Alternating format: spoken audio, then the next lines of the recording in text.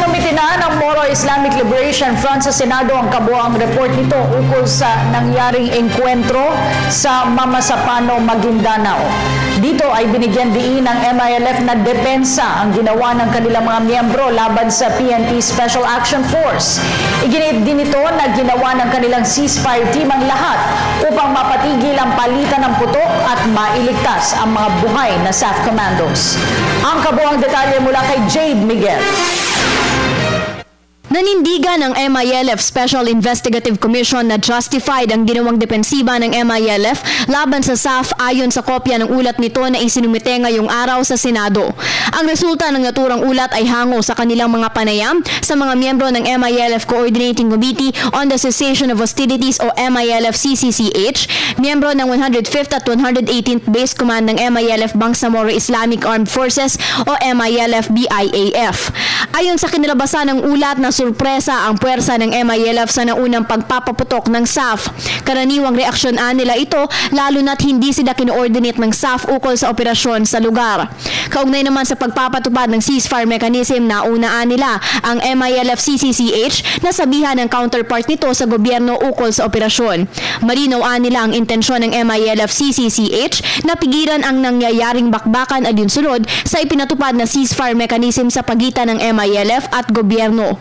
Base pa sa ulat, maraming pangyayari na nakaantala sa pagpapahinto ng putukan, kabilang narito ang problema sa signal sa pinangyarihan ng engkwentro. Aminado naman ng MILF na kumpara sa SAF ay mas malakas ang kanilang puwersa dahil mas pamilyar ang mga ito sa lugar at mas marami ang kanilang tropa.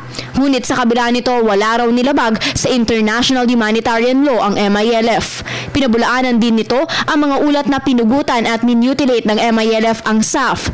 Hindi pa rin nila kumpirmado kung MILF nga ba ang bumaril sa SAF base sa kumalat na video. Dapat nila isaalang-alang na hindi lamang MILF ang umatake sa bakbakan kundi pati na rin ang BIFF at ilang private armed group sa lugar.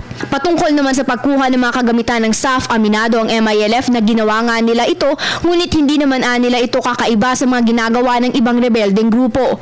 Katanggap-tanggap daw ito sa ilalim ng customary international humanitarian law kung saan maaaring kunin ng mga armas na pagmamayari ng kalabang grupo bilang war booty.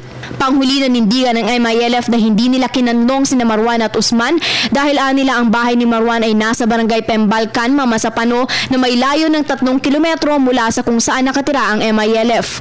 Wala rin nilang kontrol ng MILF sa nasabing lugar.